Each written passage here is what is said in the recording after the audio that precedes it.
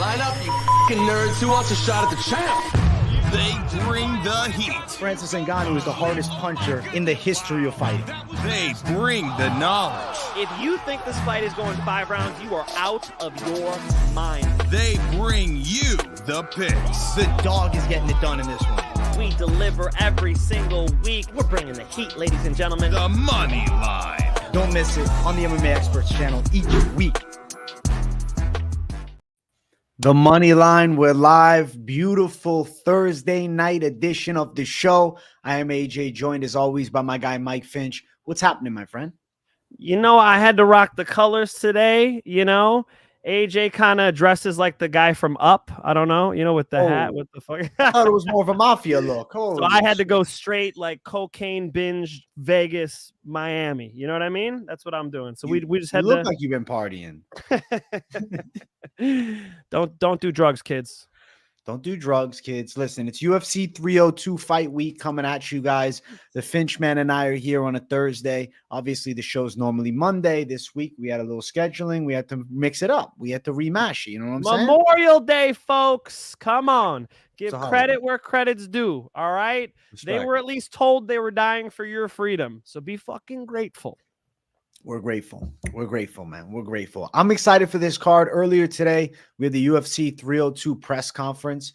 I reacted to it in a video, Mike. I don't know if you saw the video, but I pretty much broke it down, what went down. I don't know if you have a winner that you're picking for the press conference, but I'll let you guys know right now. I thought Makhachev won the whole thing. Dog, I didn't even see the presser. It wasn't amazing. It was mid. It was a C plus at best.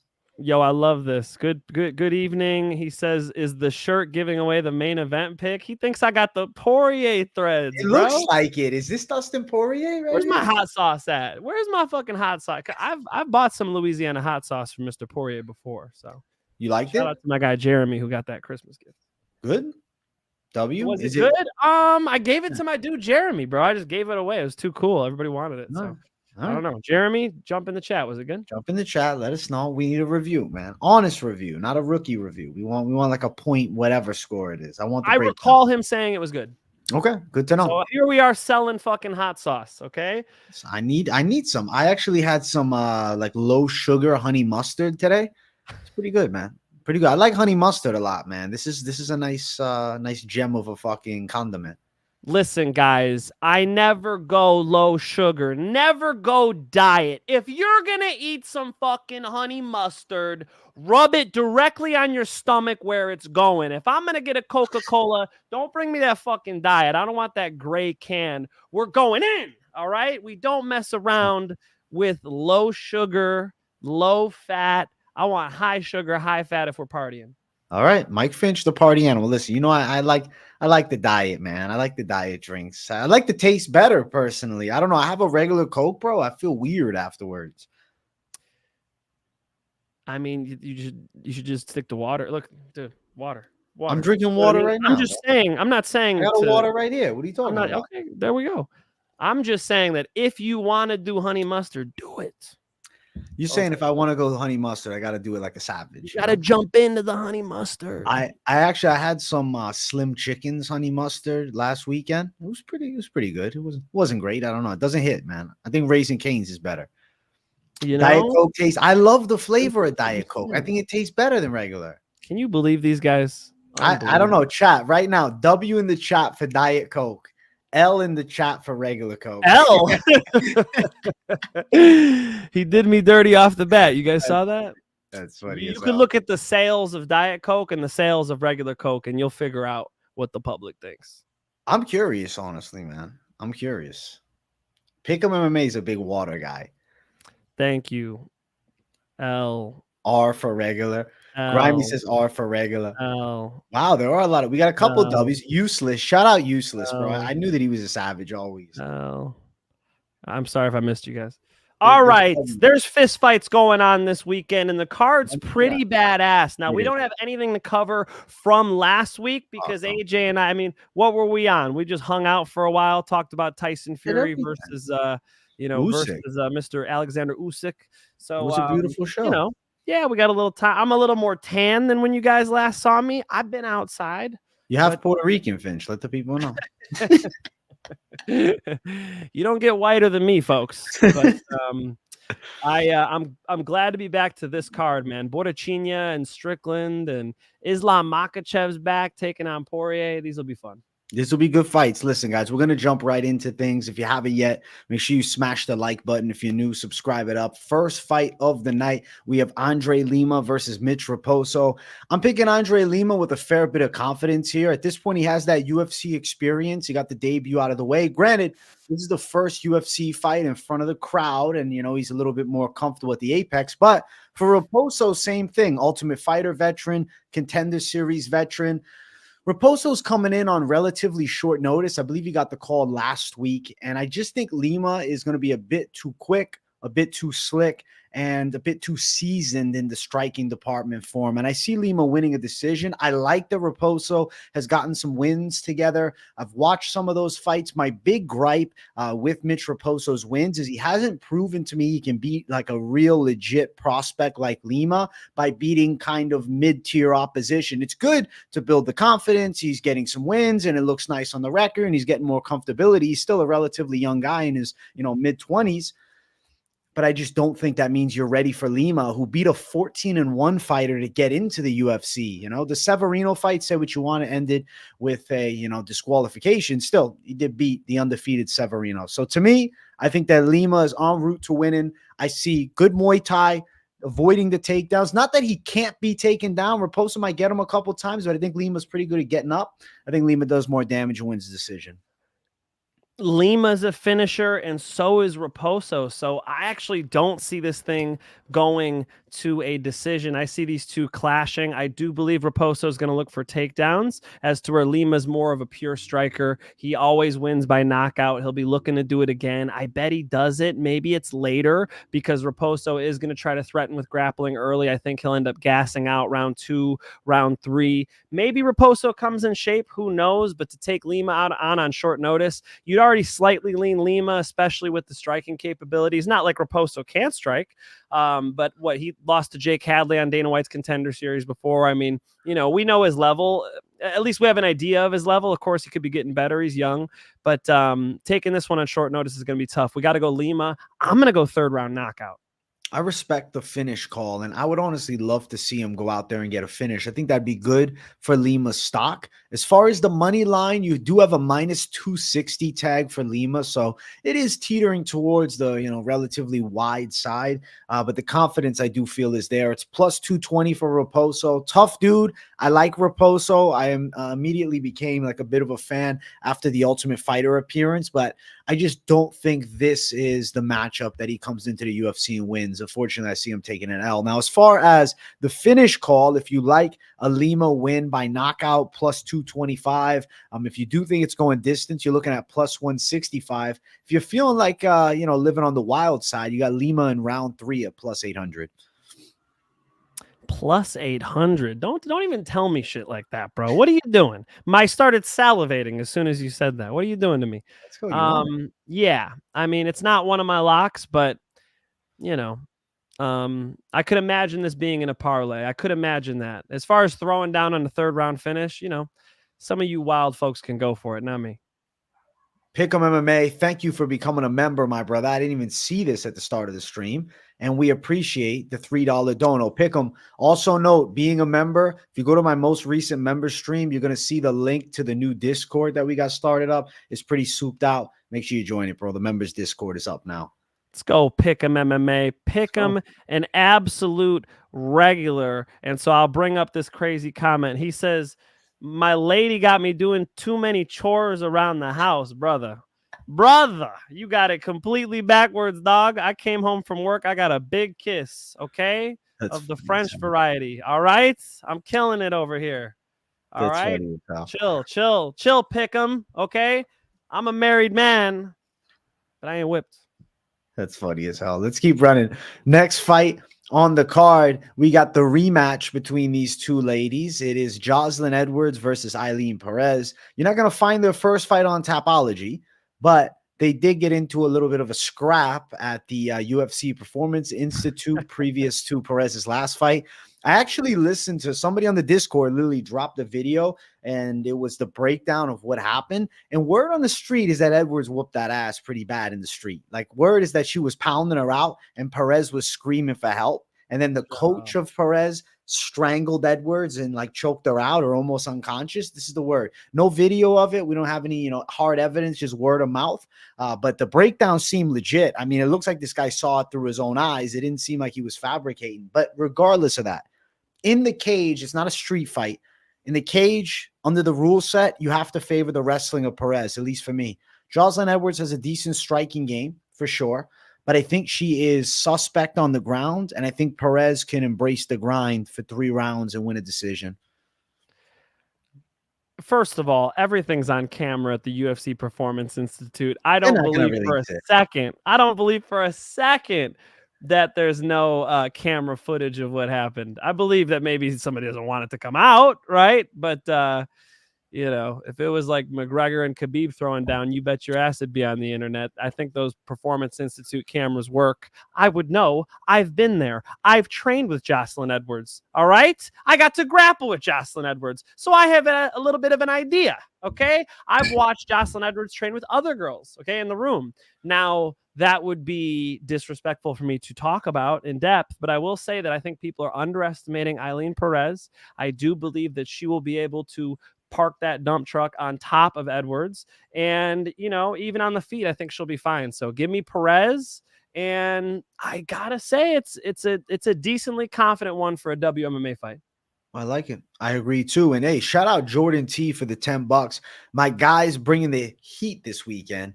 Finch, can I get boxing gear you've been talking about sent to Australia? Finch, can you get gear in Australia? 100%. Go to Hit and Move. Hit and Move. And you are going to want those 16-ounce gloves, dude. I spar in them all the time. They're my favorite gloves now. If you want bag gloves, they have 1.5 pound gloves, which sound absurd, but the way they made the weight, they're really good too. I got to admit, I don't do a ton of bag work, so I just love the 16 ounces they got. They're right there with like a Cleto Reyes or a really high quality glove. And honestly, they feel even better because of the custom leather that Ozzy was able to get together. That is the CEO of the company. So big fan of it. Make sure to use promo code Moneyline. Save yourself some money on them. Seriously, that's all I spar in now. Hit and Move gloves. Get them. Hit and Move, baby. Check them out. We'll have appreciate the hype section. They're bringing us the lock. So shout out to Hit and Move nice and early tonight. As far as the odds for this fight, Finch, Edwards is a big underdog, plus 163 with Perez is minus 188. The over rounds is minus 280. I think it's live to go long. I do think Perez wins a decision at minus 110. I'll say like kind of what you said. It's like a pretty confident women's MMA pick here. You feel the same way? Because the way I've heard people talk about this is like, who knows? It's another one of those WMMA fights. I'll tell you what, Sabrer, can't even say that shit. That ain't true. All right? That ain't true. Okay? And I saw her roll with some other quality girls. Look, you got to be respectful and not talk about the training room much, but it was interesting to see. And then coupling that with seeing her performances in her UFC fights, I don't know, man. I feel like Perez has got this. So very interested in the Perez pick. I wonder what the odds are. The odds are favoring Perez a bit. Minus 188. Yeah. Yeah. All right. Well, I was hoping it was a pick'em fight. So close enough. I mean, it's interesting. I'll look at it. I'll give it a look. It's a decent little ladies pick. Let's keep running. Next fight on the card, we have Mickey Gall versus Bassil Hafez. I got Hafez. I think he should annihilate him. I mean, he came into the UFC and had a miraculous performance, nearly beating Jack Della Maddalena. My God, has that loss by split decision aged beautifully, seeing that Jack Della just took out Gilbert Burns. He's in a good position here to take on Mickey Gall, even though it's early in the night. It's Mickey Gall who, I don't know, he still has some fanfare and attachment to him, right? Because of the CM Punk fight years ago, there's kind of some notoriety on Mickey Gall, at least with fans that have been watching for a bit. I think Hafez can do well, though. I really see him with a significant strength advantage. I think he can body him in the ground. And I do think power-wise, I got to favor Hafez.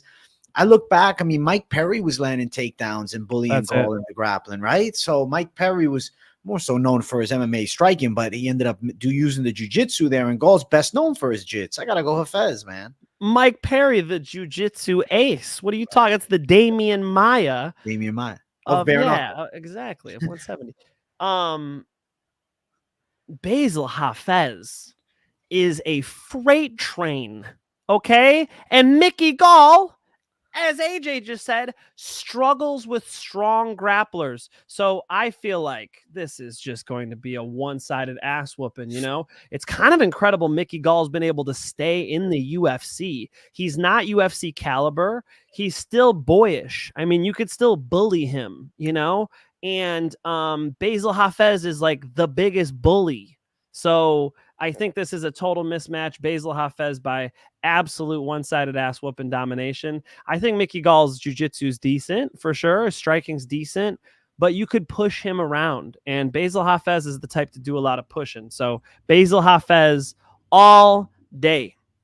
Mike Finch, what would you guess the betting odds are? Oh, shit. He says guess because he knows I don't look at these betting odds.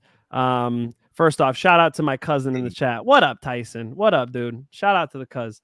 2.5 to 1. Actually wider than that, -370, my brother. So very wide towards Hafez now. But it makes sense because Mickey Gall, I mean, he got stopped by Diego Sanchez. Like, not a good version of Diego either, you know what I'm saying? So I really think Hafez is good. He's good to go. He's a wide favorite, but he's very parlayable as far as where my confidence is at. Are we thinking he gets to finish? Because we do have a knockout prop at +300. I think it's possible. Like I could see it, but Bassil Hafez, not the I could imagine him being more of a decision machine at a higher level, right? Maybe at a lower level he can finish guys, but in the UFC, I think he's going to have some trouble getting fights stopped. Then again, it is Mickey Gall. I don't know. I think this if you guys are looking at it, it's probably a nice piece to a parlay. Nice piece to the parlay. I completely agree. Hafez to get it done is the pick for me, the pick for Finch. Let's keep running up. Next fight, we got Phil Rowe versus Jake Matthews. I've been picking Phil Rowe to pull this one off. I think that the range is a factor here. I think his boxing can work pretty well, and he's not a slouch on the ground or in the clinch either. I think defensively he's strong. You know, if you dig into Phil Rowe's record, there's something that you'll notice. You'll say, man, he's going out there and taking on some of the best grapplers in the world. Yeah, he's losing every damn time, but he is willing to go out and take these savages on, which I feel like the very least shows he is very dedicated to developing a well-rounded game. Specifically, the skill set that he has is distance striking. He has a boxing background, and I think his boxing skill is legit. On the floor, I don't think he's bad either, and he's way bigger and taller. Way taller and longer than Phil Rowe, than Jake Matthews. I'm fucking mixing every word up over here. I think Phil Rowe can win a decision over Jake. I don't know, kind of lost faith in Matthews. That Summelsberger loss wasn't a good look, and I feel like Phil Rowe, I mean, a split decision with Magny's pretty good, especially one that could have went his way. So give me Phil Rowe for the decision. Upset. I mean, even Matthews' W over André Fiallo, it just hasn't aged that well, you know? I'm a little nervous seeing that everybody's picking Phil Rowe. I haven't heard, you know, I think people are kind of on Phil Rowe here. He's dog money, yeah? Yeah. He's sitting at +136 right now. Yeah, it's a close fight. I mean, I wouldn't be shocked to see Matthews eke out a decision here, see another split decision or something. But Phil Rowe's long, he's lean, he's lanky. He might be able to deal with the striking and put some jiu-jitsu together. Like you said, like, why is he in karate combat grappling Craig Jones? Why?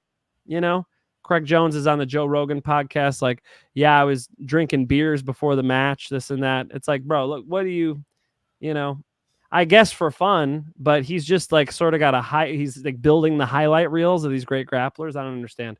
So just because you got your ass whooped by famous grapplers doesn't mean you're good at grappling.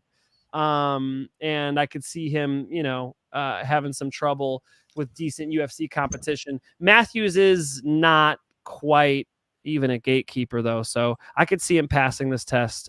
Interesting fight, tough fight, not one that I'm going to be putting 3 figures on, right? But I could see Phil Rowe winning, and at dog money, like, it's close to a 50-50 fight. So I'll go with Phil Rowe. That's how I see it anyway. I see more people confident on Phil Rowe. Maybe you're more confident on him. I'm a bit more confident on Phil Rowe. I just haven't been overly impressed with Matthews, specifically as of recent, but always a tough out. Rowe by decision plus 375. The over is minus 150. It's over 2.5. I'm going to go Phil Rowe. Finch is going Phil Rowe. We're teetering on the slight dog here to pull through on the cards, man. Let's go. I got Phil Rowe. So does Finch. Let's keep running. Next fight on the card, we got Grant Dawson versus Joe Solecki. I'm excited for Grant Dawson, man. I think that he took a bad loss for sure against Bobby Green, and we can't fully forget it, but Joe Solecki's hands are not his forte. So Grant Dawson, I think, is safe in the stand-up. I actually think Grant Dawson is the better striker of the two. I see him with better kickboxing skills. Now, on top of that, on the ground, he's levels up. He's better at wrestling. Solecki's got jits. Solecki's known for being a decent grappler, but not Grant Dawson level. Grant Dawson's good, man. He got caught by a big punch by Bobby Green, but you look at him in certain matchups with a lot of strikers in those damn rankings, he can do well. I'm going Grant Dawson. I think he can win. I think he could pull off a submission. It would be great for his career if he got a signature finish here against Solecki. If he grinds out a decision win, it's not the end of the world either, but I'm going with Grant Dawson to win. Yeah, I could imagine Solecki holding Dawson off a little bit, but Grant Dawson should really dominate with the wrestling and the jiu-jitsu blend here. And you're right. The problem is he's not that threatened on the feet by Joe Solecki. So this is a good matchup for Grant Dawson. It's the right fight for him to bounce back from that Bobby Green performance, because I think people might be forgetting just how good the grappling of Grant Dawson is. The way he blends the jiu-jitsu with the rest of his MMA game is really beautiful to watch, man. He's one of the higher level submission grapplers in mixed martial arts. I think he dominates this fight. Grant Dawson all day. Count me a fan. Tannis, thank you for the 199. Let's fucking go, boys. We'll be live in New Jersey. Best dog to slam, AJ. Let's go, Tannis. I mean, the best dog to slam. We just picked the dog last fight with Phil Rowe. This one here, though, we got Grant Dawson, who's a favorite. And make no lies about it, Mike Finch. The bookies know for a fact that he really should win. He's a minus 550 favorite here against Joe Solecki, so it's wide as hell, bro. The over 2.5 is minus 200. More experience, better wins. Right. Shout out to Tyson. Exactly. I mean, and Demir's really good. Mark Madsen, decorated wrestler, got absolutely dominated by Grant Dawson. That was a real show. That really showed you, more of his game. He was just able to show us more technique in that fight. So I would equate the Bobby Green fight a little bit more to getting caught by a faster striker. 20 wins and 2 losses. Like my man Grant Dawson is ready to bloom again. So Grant Dawson all day, probably the most confident pick on the card. Grant Dawson is one of those fighters on this card that becomes a signature parlay piece, man. But it's so fucking wide. You have to mix it with maybe 2 more to get any love on it. But we'll make it happen at the end. We're both going Grant Dawson. We're both going with him confidently. Let's keep running. Next fight, we have Jailton Almeida versus Alexander Romanov. This fight was actually moved down to the prelims, and Morono versus Price is now in the main card. Good decision, because I do not know how this fight's going to look necessarily. Jailton Almeida last time lost to Curtis Blades. Romanov, he's looked bad. I mean, remember Mike Finch? You remember the Volkov fight? You know what I'm talking about. The lock of the century. You remember the lock of the century call? Holy shit. And then Romanov showed up 30 pounds fatter than we've ever seen and quit in the first round. So that shit was shocking how fat and out of shape he was. We can't be confident with him, man. He looked like he was on the verge of being a contender. Even the Tybura loss, I'm like, okay, there's a lot of promise here. The Volkov fight, he looked terrible. And then he looked bad against Ivanov, man. Unless Romanov shows up looking lean, I don't think he has a chance here. I'm going Jailton Almeida, because when you tip the cow over, bro, they can't get the fuck up. And Jailton Almeida on top is going to murder him. The cow. His wrestling is better than Jailton Almeida's, so I do feel like there's a pathway for this cow to wrestle. And Romanov on top would be different, right? So Romanov getting to the top position would be nice. And he's been in some competitive fights. I mean, the Marcin Tybura fight was close. Like, he's had some ones where his gas tank has cost him. But I mean, let's really put an emphasis on that. His gas tank is, the gas tank on a freaking riding mower. I don't know what's got a small gas tank. The gas tank on a weed whacker. This guy has not got a good gas tank. So I think that there's a pathway for him to wrestle, but Jailton Almeida is better at striking, way better cardio, pretty seasoned in the UFC at this point. And, he might have ate some big punches from Curtis Blades, but look, Curtis Blades is getting a title shot now, man. Curtis Blades is pretty good. Curtis Blades has, some nice victories in the UFC. And remember the Alistair Overeem knockout. I mean, Curtis Blades is good. Curtis Blades is tough to take down. I think Curtis Blades would beat up Romanov. So, no shame in that. I feel like he lost a lot of stock there, and maybe people are taking too much stock away from Jailton Almeida. Jailton Almeida should be significantly better than Romanov at striking and jiu-jitsu. And the way I like to break fights down is in those 3 phases, right? So who's better at striking? Who's better at where the fight takes place, the wrestling, and then who's better once it hits the ground. And if you've got 2 out of 3, that's how Anderson Silva made a career. He couldn't out wrestle most of the guys he fought. But if you're better at 2 out of 3, you can win. And I think that'll be Jailton Almeida on Saturday night. Now, you think he's getting the finish? 3rd round, man. Again, you said it on your other show. Romanov is and we talked about it, right? Romanov is a weigh-in bet. Like if he's looking sloppy, then yes, like 3rd round, you could just imagine him gassing, right? But if Romanov comes in serious at his normal weight, then there's a pathway for him to be wrestling and for this thing to go to a decision. So I got Jailton Almeida either way. But if it's fat Romanov, then we're going to go finish. Right now, the money line is minus 330 towards Jailton with Romanov at plus 270. I'll be honest with you, Finch. If there's one fight on this card, which I honestly forgot about until, we look at it now, like I've covered it multiple times, but my brain doesn't stick on it. It's this fight, man. I don't know what's going on. Jailton Almeida's lost to Blades. It's against, the number 1 contender, I guess. Maybe not number 1, but interim contender, right? Yes. And he takes that 1 L and we kind of all jump off the train, bro. I guess I'm also part of the recency bias issue too, because at one point I was screaming from the rooftops, Almeida's that guy, but now I'm worried about him against fucking Romanov. I think he finishes him. It's just, I don't know. He looked bad against he looked bad against, actually he did. He looked bad against Derek Lewis, then lost to Curtis Blades. He should beat Romanov, man. I think there was a lack of ground and pound against Derek Lewis. I don't think he looked bad. I think he looked not lethal enough. That's fair. There are some similarities between Romanov and Curtis Blades. So I understand the hesitation, but I'm going to go Almeida all day. And I just thought this one was funny, so I'll bring this up. Beer Belly, I'm looking at you, bro. We're live right now. Welcome to the show. What are the odds? The odds, though, it's minus 330. Jailton, Romanov plus 270. But if you got the over 1.5, you think it goes a little longer, it's minus 105. If you think that, Jailton's going to win inside of the distance, it's minus 155. Jailton by KO is plus 285. What's more likely, a rear naked or an arm triangle or ground and pound, man? Oh, yeah. He's a submission guy, man.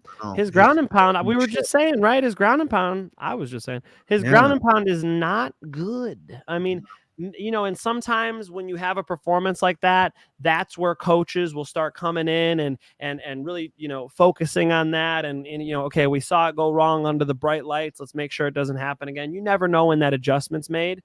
But from what I've seen, I mean, it was almost as bad as Where's Waldo, I mean, the ground and pound was pretty lame. Like Almeida, you've got elbows, okay? They make you wear a glove over your knuckles, but there's no glove on your elbow, Jailton. Smash that into his eyeball and the fight will be over. See if he does it. I don't know. I know I wasn't here on Monday, folks, but we were respecting our country, okay? And I'll blame it on my guy, Marcel Kirkman Bay, who surprised me over the weekend and came through. We went and saw Cho, a fashion designer out in Los Angeles, Utopia. Check his shit out. He does upcycling fashion. And we had a great freaking weekend, okay? But here we are on Thursday, giving you some content, Poppy. And I didn't see a donation either. So free content. Enjoy yourself. Romanov's a quitter. Oh, yeah, your boy Beer Belly's showing you love, Finn. She's talking about the Radke analysis. Let's go. Oh, thank you. Where is he? Where is he? You can throw him up. Right up top. Beer Belly. All right. Finchy Radke analysis made me a shit ton of money. Yes. Let's go. Thanks to the headbutt. Bro, I'm telling you what. Charlie Radke and me were DMing back and forth yesterday. He's got another weapon. And I was like, they don't even know about this weapon of yours because I've trained with him a little bit. And they're like, oh, they don't even know about this weapon of yours. He said, shh. He said, don't tell him. So it'll be between me and AJ. Okay? We're not going to tell you guys the secret weapon that Charlie Radke's going to use since he's a dog again. Okay? And if you made a lot of money, there is a donation button. Thank you, Beer Belly. Let's go. Listen, we're going Almeida over Romanov. It should happen. Let's keep running. Next fight is our featured prelim of the night. It's Roman Kopylov versus César Almeida. This is a fight I've teetered with, and I've gone back and forth with myself a little bit. In the early predictions, I ended up picking Kopylov, and I said, you know what? I think he can time some takedowns and maybe wear on him. Then with the full card predictions dropping Sunday night, I said, no, I'm going against that. I just had this feeling inside that I couldn't describe. I said, man, when is Kopylov proven he can consistently wrestle? He hasn't. And even if he takes Almeida down, what is he going to do from top, right? César Almeida has a high pedigree kickboxing base, and though Roman Kopylov has very good MMA striking, it's to a slightly different caliber, right? Even though it's a different sport, sure. Kopylov, I think, could get chopped with some kicks a bit by Almeida. I think Almeida's punches could land. I have to go César Almeida against my initial call because I see him as the more credentialed striker and on paper, maybe the better striker. And I don't know with Kopylov if he's going to be able to transition into more of a MMA style game here, because I think mixing in trips and takedowns and control against the cage would be a major way to win this fight. And I just don't know if we're going to get that. So give me Almeida. This is an interesting one. This is possibly the closest matched fight on the card. I'm very interested, and it might prove to not be, of course, but heading into it, somebody could run away with it, but heading into it, it's one of those where there's some X factors that's tough to predict. It's just so everybody knows, Almeida has beaten Alex Pereira in kickboxing, and they traded wins and losses back and forth. I believe Pereira's up 2-1 on him. But we got to remember we're talking about a decade ago. Okay. This was a decade ago in kickboxing. In MMA, this guy's pretty unproven. He's fought some cans. He fought a decent young striker on Dana White's Contender Series. But let's be honest, this is a major step up in competition for Almeida. And Kopylov, on the other hand, has seen it. He's been in there with scary strikers with big power. Who's the Brazilian dude I'm thinking of? Fuck no. Was Ribeiro is not. Ribeiro? Claudio Ribeiro. Thank you. I think Ribeiro's kind of Ribeiro is kind of but when you're standing in the cage with that dude, he knocks people unconscious. You got to be ready to be an MMA fighter, which Kopylov showed us he was. And so I think there's some experience that he can draw from that Almeida can't. Now, again, this isn't a grappler. Is the UFC doing what it did for Alex Pereira, where they avoid the grapplers? I don't know. But this is a good one. I must say that I believe in things based on evidence. Okay. Mm-hmm. And I have not seen enough evidence to suggest that Almeida can be against a more seasoned, good striker in MMA who also hits takedowns pretty timely, who knows how to catch kicks, who knows how to engage strikers with takedowns, who showed us he could do that. I know he's not a wrestler, but I really don't know if Almeida's wrestling is even good enough for a Kopylov, especially when you start thinking about the Kopylov jab and some other shit he gets going. Almeida could knock him out. Almeida's a great striker, but he ain't submitting him. He ain't taking him down. And so I'm going to pick the MMA fighter. I think Kopylov figures this thing out. Maybe they go to some type of, close decision and the takedowns matter. But, even if he's hitting these takedowns and Almeida's popping back up on his feet, that is going to take him to a place he hasn't really been to yet. And I want to see it. So before I pick Almeida, show me more evidence. Give me Kopylov decision. I respect that call. Poppy Herb He says the Finch man called me out. And he threw a dono back at you, Mike Finch. Oh, whoa, the Finch ma'am? Just because I got flowers on my shirt don't mean that it's an XX, okay? It's XY chromosomes, my friend. All right, but thank you, Poppy. We'll take the $2. Thank you very much. Thanks, bro.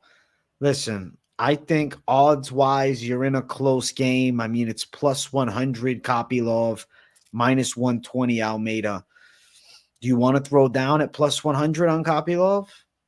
It's interesting. You know, I do like Kopylov. I have made money betting on Kopylov in the past.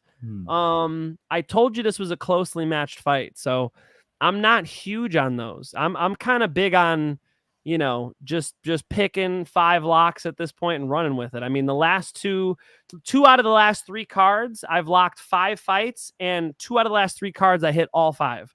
You do that, you make money. So, I'll consider it, AJ. It won't be a big dollar amount though. Okay. That's amazing. Beer belly. Thank you for the 100. Wow, that's fantastic. Beer belly. Oh my gosh. For beer belly, we all got to bust out the beer belly. Come on. Thank you, beer belly. I'm gonna eat good on that $100, beer belly. I'm taking AJ out to Fogo de Chao. You been to Fogo? I never been. We're talking Brazilians. You're going Fogo de Chao. Okay. Let's do it. Thank you, Beer Belly. The Brazilian dude you were thinking of is Gabby Garcia. Well, shout out to you, Beer Belly, because Gabby Garcia just signed the biggest fight of her life. AJ, do you know her opponent? She's doing a grappling match against Craig Jones, correct? She's going to get dusted. She's going to get destroyed. Crazy. I like that they're doing it, though, because I want to see how she would do. Craig said he's not going to train. Well, that makes it more fair, I think. That's insane. I think the best dono we've had, $100. Did we do 150 before? I think we've done 100 is the cap, man, all time. Thank you, Beer Belly, for being a generous savage, and we really appreciate you, bro. Big W, Beer Belly. And then we also got Wavy dropping 199. They the same height Almeida runs through. Damn, bro. Wavy with the hot take. He's going Almeida. He's going with me on Almeida. To me, it's like I don't want to bet Almeida as the favorite, even though he's only minus 120. I want to see. I want to find out. It's just not going Kopylov. That's it. I'm going against my guy. Thank you, Wavy. Thank you, Wavy. Appreciate that. Yeah, I'm going to go Kopylov. I see a lot of folks picking Almeida here. I understand it. If Almeida was against more of a grappler, I'd be more confident. But, you know, I like Kopylov. I've trusted him in the past, and it's coming back. That was a big dono. Thank you, Beer Belly. Beer Belly. So the Discord currently is just for members. I do plan on doing an expansion for everybody to be available to be in the Discord, but I got to get some things, you know, first worked out. We got to get it flowing a little bit, but there always will be just a specific members only section of the Discord. So right now it's members only, but when it opens up to everybody, it will probably be crazy though if you're in the regular. That's why you want the members anyway, so you get more of the premium access to the different channels and stuff. But we'll talk more soon. I don't want to fucking push the Discord too hard tonight. Yes, sir. Yes, sir. Hey, congrats on the Charlie Radke money, man. He might do it again. Stay tuned. Stay tuned. All right, guys. We are going to jump up to our main card opener. If you guys haven't yet, make sure you smash the like button. If you're new to the channel, subscribe it up. Keep it locked in on the channel, man. I'm very excited for Saturday. I'll be live for the whole UFC card, Fight Companion coming at you. So make sure you tune in. Finchman, you going live after this stream? Fuck yeah, I'm going Finchman's live. doing his live stream after this. Big locks. I'm locking them up. 5 locks as usual, and we're running through them live right after this. Go. I'm excited. All right, let's get into this main card opener. Randy Brown versus Elizeu Zaleski. I got to go Randy Brown. I think he can box from range. He got a nice knockout of Salikov last time.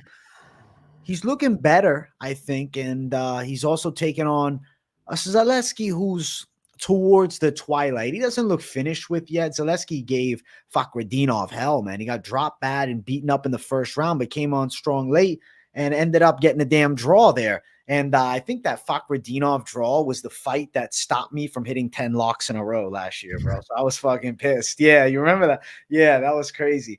But I think Randy Brown can win this thing. And maybe I'm bitter about that. But you know what? I'm going Brown decision. I mean, it was a draw, so still, it wasn't a win though. It would have been, you know, then Then it fell apart, man. Then I took some L's. Look, Randy Brown's riding high. I mean, we locked him. I locked him against Muslim Salikov by knockout. Sure enough, he delivers it. So I've had confidence in him, but like, Jack Della Maddalena choking you, not the best. Wellington Turman victory. I mean, it is what it is. I like the Chaos Williams split decision now that I'm looking back on the record a little bit. The But Chaos Williams fight too, he got hit hard, but his chin held up nice. That's another thing. Durability for Randy Brown, I think is pretty legit at this point.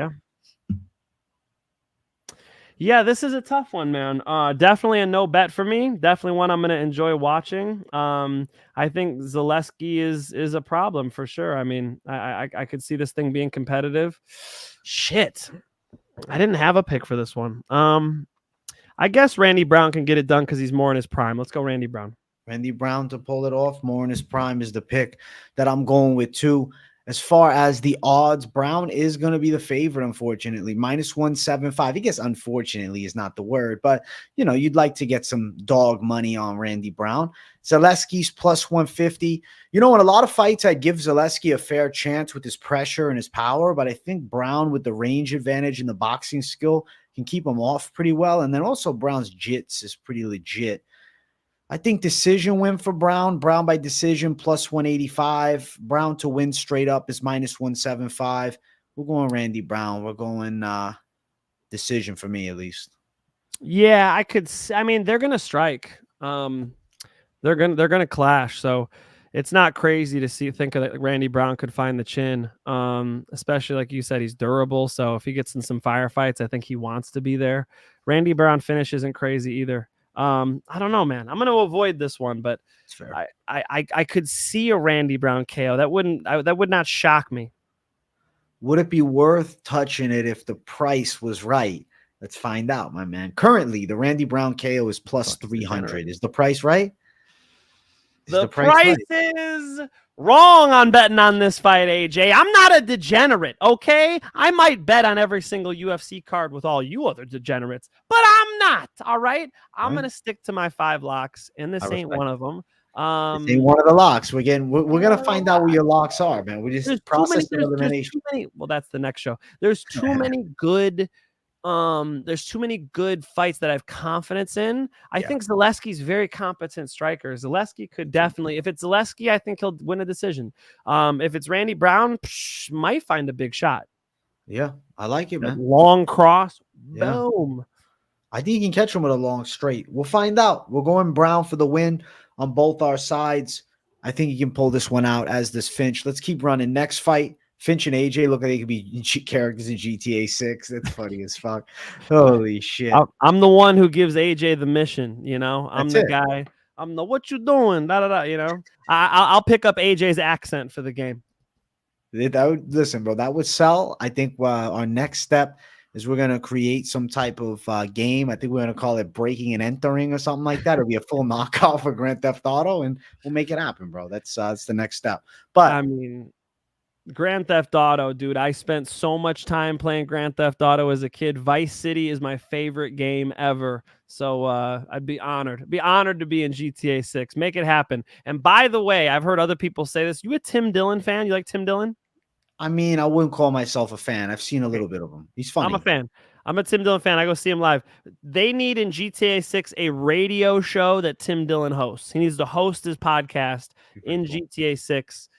I'm just putting this out into the ether. If I don't get to be in the game with AJ, at least put Tim Dillon in the game on a radio station. Okay. Thank you. I like it. Listen, I like the idea.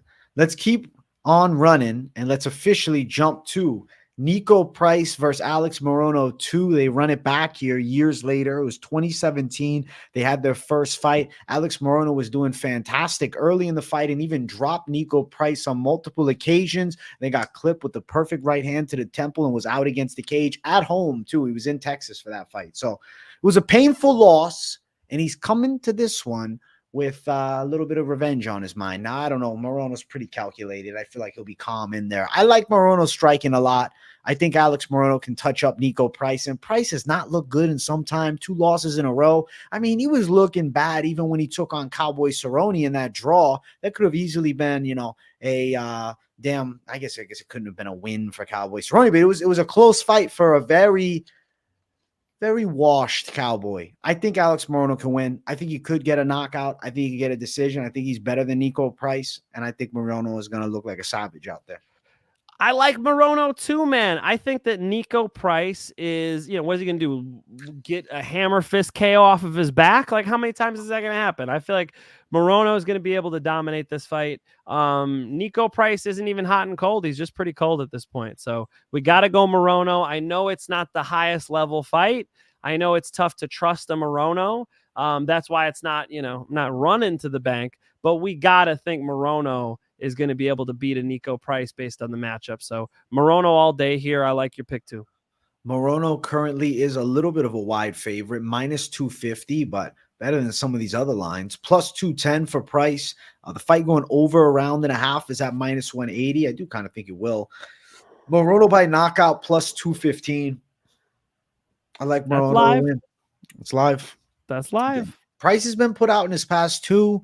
He's hittable on the feet, bro. I picked Robbie Lawler against Price, and that turned out to age like fucking fine wine because I just feel like Price is, I don't want to say he's super sloppy, but he's a little sloppy. He's like his hands, they don't always come back at the right speed, and he seems to have slowed down a little bit. I think Morono's going to hurt him. And if Morono was doing damage to him years ago, I think this is a better Morono. He wins now for sure. Yeah, it's a fair point to say that that Niko Price is going to risk getting knocked out here, and Morono can deliver it. So I understand why the line is favoring a Morono knockout. With that being said, it's tough to pick a finish here. I think if you're gonna pick Morono, it's just in a parlay. Me personally, anyway. That's fair. I respect the call. Parlay time coming up soon. Morono for the win for us both. Let's keep running. Next fight on the card, we got Kevin Holland versus Mikhail Oleksiejczuk. I'm picking Kevin Holland to win. I really think he can pull this one off. He's back at 185. Oleksiejczuk's not an easy out, though. He's got pretty good boxing. He's a tricky southpaw. He's awkward as shit. But his ground skills, man. His ground skills are significantly worse than Kevin Holland. It's weird to have a fight where I'm like, damn, Kevin Holland, get this fight to the ground. You got a massive advantage, my brother. Like, I think to say those words in that order, right? I think that it could happen, though. I think if Holland could trip him maybe on the inside or even hurt him with a big punch, on the ground is where Holland can do his work. And I think he could lock up a submission here because Oleksiejczuk is, kind of mid on the floor. His striking skill is game, though. He's a decent boxer. He's fought up at light heavyweight. I mean, he went the distance against Dustin Jacoby in an okay fight. He does have some knockout wins. Holland, I don't know. I think he's better. I think he can win. He should win.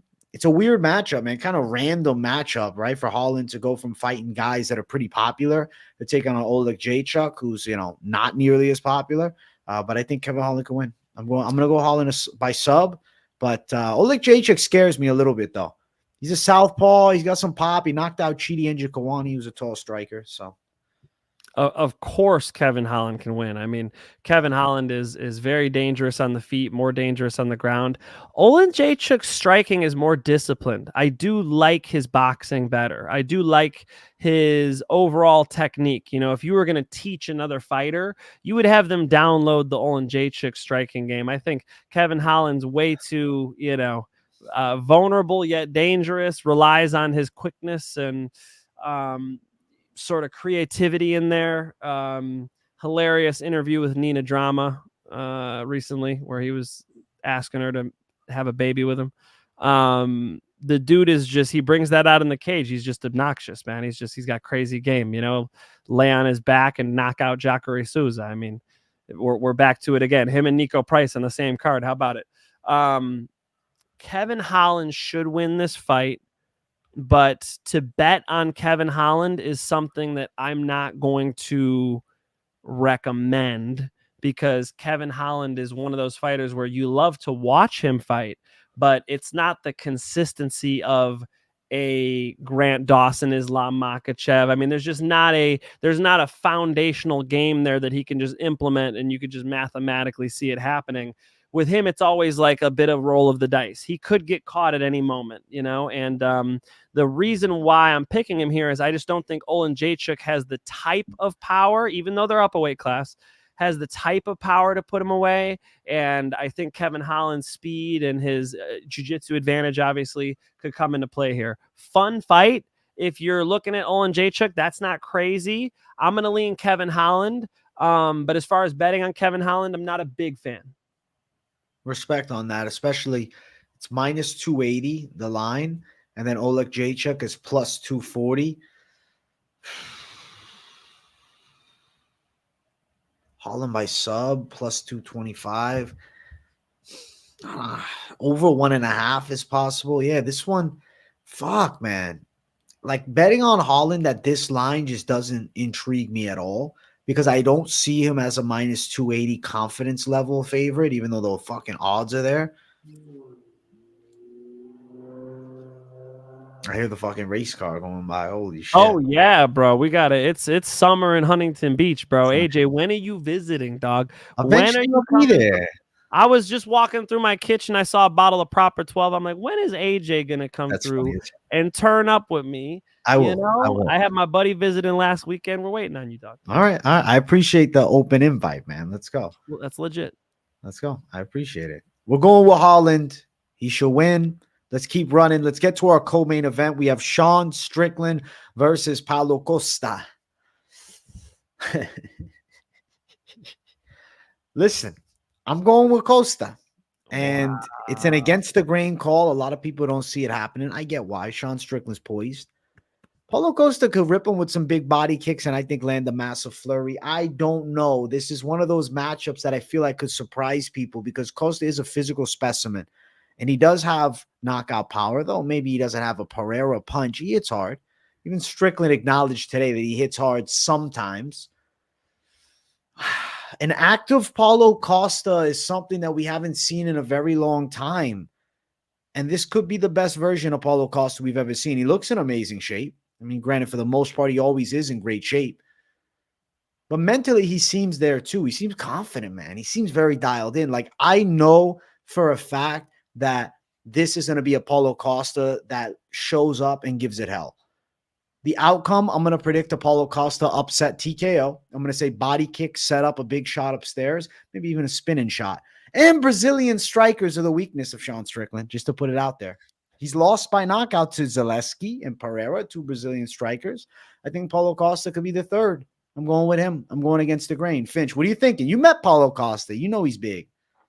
Paulo Costa's enormous. Paulo Costa's a freak. What a cool guy, too. Like, he's just a good dude, I mean, cameras off, cameras on. He's the same guy all the time. A man of the people, okay? And hilarious. And you could kind of say the same thing about Sean Strickland, right? I'd never met Sean Strickland, but just kind of seems like a man of the people. So what a cool fight between two guys who I generally root for. I love your take on the fact that we have an active Paulo Costa. I agree with you. I think this is the best version of Paulo Costa we will see, one that's been taking high-level fights. I mean, we're talking Whitaker. We're talking – say what you want about Luke Rockhold, who, by the way, is going to compete in that Craig Jones Invitational too, and he'll be out there training with the B-team squad, so his jiu-jitsu is going to get nasty. But and it already is good. But, I feel like he's been taking big fights, big names, and he's got the wheels turning now. And now he's got some momentum. I think he'll walk out there and get the party started right away against Sean Strickland.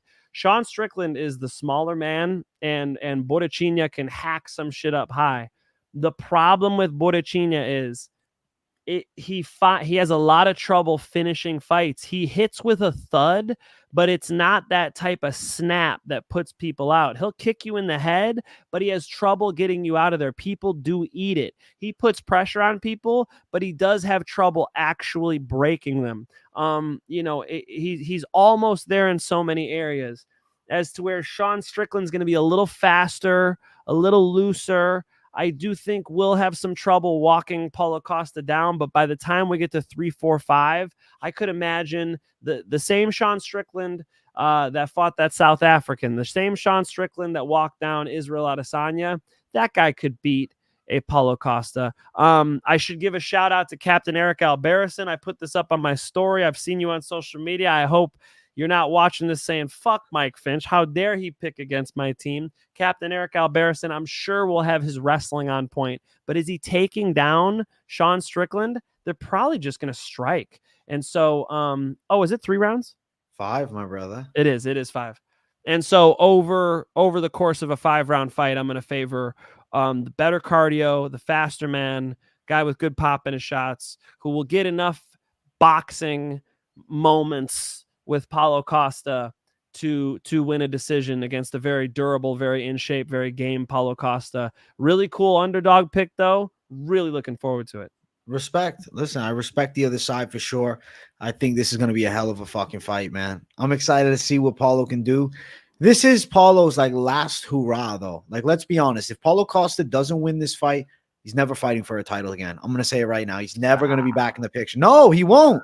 If he loses this fight, it's never happening again. It would be too far of a damn hill to climb. But with a win, I think that Paulo Costa is right up there with all the savages. And I think he about to throw a monkey wrench into the tentative plan of Sean Strickland with a win unscathed, jumping in and fighting DDP next, maybe in Perth. Because, I don't know, Adesanya hasn't signed for it yet. You know, it's the UFC's job to communicate what the stakes are. You try to keep the stakes high. AJ makes the stakes even higher. He's saying, no way he gets a title shot. Brother, Paulo Costa's a star. They put him at, they don't give a shit if he wins or loses. Look how many big fights he keeps getting. He puts 2 knockouts together against 2 top guys. He's right there. He's right there. What are you talking about? So I disagree. I think Paulo Costa, Borichinha, all right? What does Captain Eric call him? The BLM, the best looking BLF, best looking fighter? Mm-hmm. This guy can, you know, he's funny. He's got a big social media following. He's got fun fights, looks the part, talks the part. They'll put him into a title shot, bro. Quit tripping. Quit tripping, AJ. Right. That ain't on the line here. Let's have this a good old-fashioned fight, okay? No, it is. I'm telling you right now, Finch. We'll talk about it 3 years, 4 years from now. If Paulo Costa loses this fight, track me now. I promise you he will never fight for a UFC title. I would bet $5,000 on it. Holy shit. Well, you're on the, most fighters aren't getting title shots. So, I mean, you're kind of on the I'm on the minus 400, my brother. I see what you're saying. We're talking about something different, though. I understand. Yeah. Minus 400? I would say it's minus 400. He wouldn't get a title shot at the I see. But Strickland Costa's what? Oh, Jesus. Oh, the odds. My gosh. My bad. If it was minus 400, you might have had me thinking. Plus 210 for Paulo, minus 245 for Strickland. Sounds right. That sounds right? That sounds right. Costa, it could even be closer. I mean, you know, Paulo Costa really does have a shot. But Sean Strickland almost is the champ. I mean, that was a really debatable. Can you imagine if it was Costa stepping in to a title fight for some reason, and Sean Strickland just the same fight had just gotten that decision? I think more people would be on Strickland. It's just that memory of him taking an L. It was an even fight with that South African guy. So it was an even fight. I agree. Right. So I mean, so you're picking against the champ. So you're saying if he loses to a guy who's essentially the champ, he'll never get a title shot again. And yet we're both admitting that Sean Strickland is essentially even with the champ. He is that level. So that's what the level Paulo Costa is fighting at. You're picking Paulo Costa. Make this make sense. I have to have a lot of pressure on Costa. You know what I'm saying? I can't have Paulo Costa. Oh, I could lose and still fight for a belt. This is all or nothing. This is for his championship career. He'll make a lot of money in fighting still after this, no matter what happens. You could say that again, man. Yeah, Paulo Costa. I just want to see him fight. So it's cool that he's finally being active. He's only 33 years old. AJ, you're nuts. You're nuts. Okay. You're not nuts for picking him to win this fight. Thanks. But Thanks. 33, bro, he can get a title shot at 36. Yeah. All right. Listen, let's keep running up the card. Finchman going Strickland. I'm going Costa. But we have our main event of the evening. If you guys haven't, make sure you smash the like button. And if you're new, subscribe it up. We got Islam Makhachev versus Dustin Poirier for the UFC lightweight championship. And I am going with Islam Makhachev. I do not have a crazy story to sell you on of why I'm picking Poirier, because I understand the fanfare. And like, as fans, we hope moments like this happen. Poirier finally wins his world title, and then he can, have his swan song and ride off into the sunset, or maybe into a rematch or a Conor fight, whatever. It doesn't matter. If he wins, this is the closest thing to a real life Rocky we've ever seen over here. I just don't think that's what happens. I think Islam Makhachev is going to body him on the ground. I think Islam Makhachev is going to win by submission. I think Islam Makhachev is the pound for pound #1 fighter in the world right now. I think he's not only extremely good, but improving too. And Khabib's in the corner. Oh, shit. Makhachev's got the shield of armor on him for this fight. And the new gloves are in, which is going to be interesting, because this is something that we haven't even talked about with the other fights. The new gloves, they're smaller, 25% smaller. I think that the new gloves will potentially allow for a better ability to get strangles, certain chokes, specifically the rear naked, getting behind, right, getting it in. I think there's going to be a little bit of a benefit with the smaller gloves. Same can be said about punches could land with more thud, for sure. But I think Makhachev is actually going to have a grappling edge even more so with the smaller gloves being more realistic to the naked hands. So Makhachev submission for me, my brother. But does he get him down? I mean, Poirier's pretty, his takedown defense is all right. And Islam Makhachev doesn't have that Khabib-style wrestling. Something that people are missing on the feet is that Dustin Poirier recently was knocked out with a head kick by Justin Gaethje, and Volkanovski was recently knocked out by a head kick from Islam Makhachev. Now you're taking the head kicker, putting him against the head kicked. Just pointing that out there. It's something that Dustin's going to have to think about. And Dustin's boxing's a lot better than Islam's, but Islam's not bad at boxing. I think Islam will get tagged a couple times. I do think they have some good exchanges, but Islam's going to look for clinches. And so what Dustin was doing when people shoot doubles on him is guillotine, guillotine, guillotine. I don't see him getting a guillotine on Islam, and I especially don't see Islam just leaving his head out there in those spots. The way Islam likes to take you down is a little different. He does under-over ties. He trips you on the underhook side. He twists you towards the overhook side and hits that inside trip. He's got some nice takedowns, foot sweeps from those under-over ties. So Poirier is going to have to really try to break away. He has to be that anti-magnetic. As soon as Makhachev starts trying to give him a hug, he's got to say, no hugs. We're going to get back to center cage. They're in the big cage. It's a good thing for Poirier. Poirier just beat up a wrestler. It's a good thing for Poirier. His hands looked really, really sharp. It's a fun fight. But how are we not going to go with the prime Islam Makhachev? We got to go with Islam Makhachev. I like your pick on rear naked strangle. It's an interesting point about the gloves. I will say, though, I would not be shocked to see Islam smack Dustin Poirier with a kick, with a big punch. That wouldn't surprise me, because when Poirier starts smacking him, then you'll see Islam implement the grappling. And we know who's the better grappler here. One thing to point out is years ago, Islam Makhachev was talking to Daniel Cormier about Dustin Poirier, and Daniel Cormier said he's a black belt, and Islam Makhachev said, "Who give him black belt, brother? Who give him black belt?" He is very disrespectful about the jiu-jitsu level of a Dustin Poirier. He's going to believe that he's going to finish this fight on the ground. Islam Makhachev by rear naked strangle is a solid call, just because I believe he wants to get there with Dustin Poirier. Dustin Poirier throwing big punches, trying to jump guillotines, probably his best bet, but he's throwing darts at that point, right? I mean, we're rolling the dice as to where the smart bet, the smart money, obviously, is on the champion, Islam Makhachev. I like the rear naked strangle call. Honestly, I'll double up with you. Rear naked strangle, maybe the third round. I like it, man. And you know what I like? Ali Point VTV.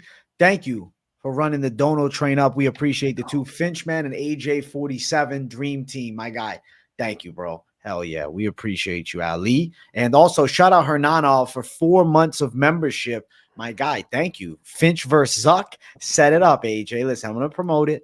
We've talked about this actually in the live stream before. I said Finch and Zuck is the grappling match of the century. Let's go. Grappling match. No, we're Grappling doing MMA, brother. All right, Zuck listen, has if gotta he come get signs this up, smoke. I think that'd be trouble for him. I'm picking Mike Finch. You're a minus 1,000 right now.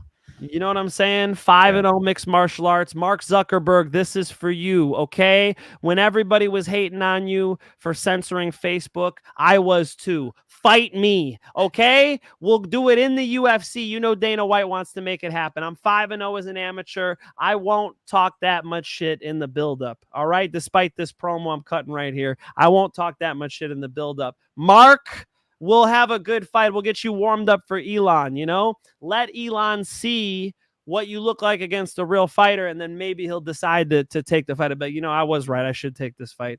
I will be happy to welcome Mark Zuckerberg to the UFC. Thank you, Hernandez. Let's go. My guy. Pick him. Thank you for 4 months. And I know it does go by damn quick. Holy hell. I appreciate you, savages, for showing love. Also, for members, join the Discord, man. It's linked up in the most recent member stream, and I'll post a link for the members community tab.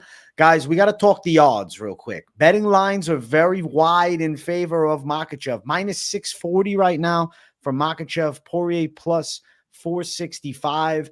The under 4.5, or excuse me, the under 2.5 is minus 200. The under 4.5 is minus 475. Win from Makhachev via submission sits at minus 110. Inside distance is minus 290 for Makhachev. Maybe it's better you have inside distance in case, you know, he pulls the head kick, but I think realistically, him taking down Poirier is a high possibility. He doesn't have to have the Khabib level of wrestling to get Poirier down and manhandle him a bit. We saw what Benoit was doing for a while. Makhachev is going to be way better. He's going to be way tighter in those positions, and I think he's going to strangle him. Just remember that, you know, I'm speaking to the folks, just remember that he doesn't wrestle the way Khabib does. I see a lot of people saying, well, Khabib ran him over. It's like, this is a different fight. I think Dustin has a better chance in this fight. With that being said, the striking is going to be more competitive in this fight too. So it'll be fun to see where Islam Makhachev is at. Let's see what AKA has done for him, because, man, I feel like they're going to have some nice exchanges, man. I think Islam Makhachev would love to get a knockout here. It would mean a lot for his legacy. And, you know, if he was able to finish Poirier with a striking, I mean, come on, man. That's a big deal. And somebody get Beer Belly a membership. He deserves it. He does. Listen, hopefully somebody donors a member. We appreciate you. Listen, guys, you know what time it is? You know what time it is, Finch. It's time for the Moneyline lock of the night.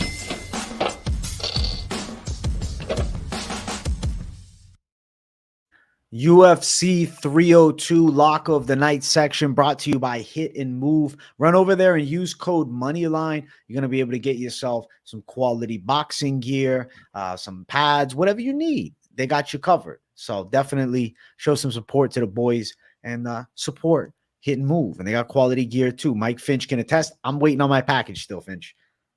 My bad on that. They that's my fault. They have mitts that you can hit the back of. They've got 16-ounce, 1.5 pound gloves. I love their stuff. Shout out to Ozzy. I just filmed a commercial for them that'll be coming out on social media. That'll be cool. Keep your eyes peeled for it. Promo code Moneyline if you want to get yourself the best gear in the game. Let's go. Mike Finch, I'm going to say my lock first because everybody probably knows. I'm going with Alex Morono, the Chalky Locky, minus 250. I really think he can beat this version of Niko Price. So Chalky Locky, but a confident call is the lock this week. I'm going with Morono to pull through. Official prediction is knockout. The money line is the lock, and I think it can be a tremendous parlay piece, which we'll talk about momentarily. Finch, man, what is the lock? I mean, guys, you know, sometimes you try to pick the lock with the odds. I just got to give you the most confident pick on the card. I'm going to go with, and I was saying it could be, you know, Grant Dawson, and we've talked about that. I got to go with Bassil Hafez over Mickey Gall. I feel like Bassil Hafez is just going to run over Mickey Gall. I feel like I'm picking up free money. I'm going to do it. I might as well tell you to too. Let me take that back. I'm not telling you to do nothing. All right. I never told nobody to bet on nothing. I'm telling you what I'm going to do. You're asking me what my lock is. Bassil Hafez is going to steamroll Mickey Gall. Yeah, I think so too. I'm confident in Bassil Hafez, man. I think we got some quality, truthful locks this week, absolute locks, and I expect high success this weekend. Let's jump to the fame section, the fan favorite section, the parlays. All the competition that try to compete, stand back, watch the bomb drop. Parlay time. Open up your wallets and let's bet on some fist fights. Yeah, it's parlay time.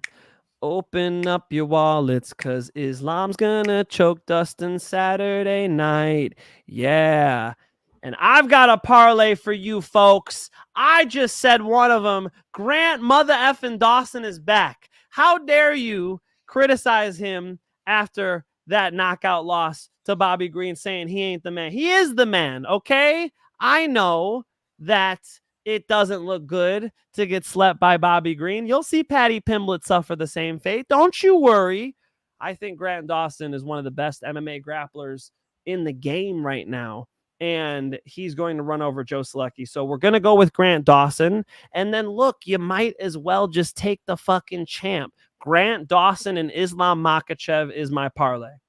Minus 244 for the parlay of the week. Now, I am going to remove Makhachev. I'm going to go Dawson. I'm going to go with Hafez. Actually, I have it written down here. I'm making this harder for myself. I wrote it down beforehand. Hold on. I'm going to bring it up. I'm going to bring this savagery up that I'm going to come up with, Finch. I want to bless you guys with the parlay of the century, man. All right? We're going to go with the side of Hafez, Dawson, Morono, and Makhachev. There we go. Wow. Hafez, Dawson. Big old hand right there. Alex Morono, our guy. That's that right there. Dawson, Hafez, and Morono plus 117.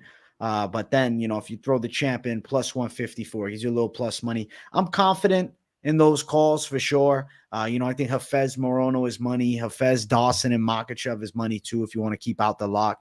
But there's some money calls, man. And there's some high confident picks. Finch is going to get into his most confident picks on the card after this stream. He's going to let everybody know what's crack-a-lacking with that. I'm actually going to get your link up real quick for the people. Thank you, family. I appreciate that. I give you guys 5 locks on my show. I'm doing it again today. I had a couple of you DM me on Instagram. Finch, when is the show? Finch, no show this week? No, son.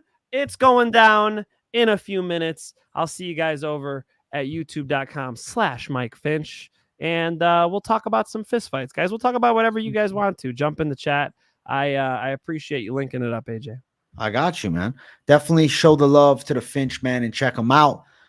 I'm about to slide up and do some timestamps, bro. That's my plan after this one, brother. There's some good bets on this card, guys. Be careful, but, I do like a few of these favorites, and I think that, I know some of you are going to be stabbing at the Kopylov Almeida. I know some of you are going to be stabbing at some of the dicey ones. Good luck. All the best to you. But, putting a parlay or two together looks logical to me for this one. And when you do so, don't use the same fighters, right? So fighter A, fighter B, C, D, E, you split them up. So just in case one guy loses, it doesn't bust all your parlays. You know how people say, it's the parlay buster. You're doing parlays wrong if that's the case. Yeah, we got to have some A-tier parlays, Finch. And I think that you're going to work some magic for us this week. So I'm excited for your show, my friend. Let's go. Thank you, brother. AJ, good to see you, my friend. We haven't had fist fights in 2 weeks. This is crazy. I know. And then we got a Savage Dono at the end. Thank you. Thanks, Squeebs. Appreciate the insight, fellas. Always enjoy tuning into each card. Do you guys think Dustin, the Diamond Poirier, has a legit shot this week? Thanks, fellas. Because you used the word shot, yes, he's got a left hook. He's got a straight right hand. He's got that power jab he throws. He jumps guillotines like a fucking wild man. So, of course, he has a shot. But you just saw me put Islam Makhachev in a parlay. And I know he's a favorite, so I don't do that when I'm fucking around. You got to think Islam Makhachev in his prime should overcome the Diamond here. But Diamond coming in, the way he got this title shot is with a really dope performance. If he fights like he just fought against that Frenchman, this is going to be fun. Let's go. I agree. Listen, guys, show some love to your boy. How do you get a membership? Well, now I gotta give you the link to it, man. If you want to become a member, I got the members only streams on Tuesday, and now we got the members only Discord. So I'll drop the link for you, Beer Belly, if you want to join. It's right there. Support the Finch, man. Check them out. We appreciate you guys, and we'll see you all in the next one. Tomorrow night, we got the weigh-in recap show, baby. It's coming. And if you're not doing anything later, you got to at least tune into the Finch. So check them out. Peace, everybody. Good night.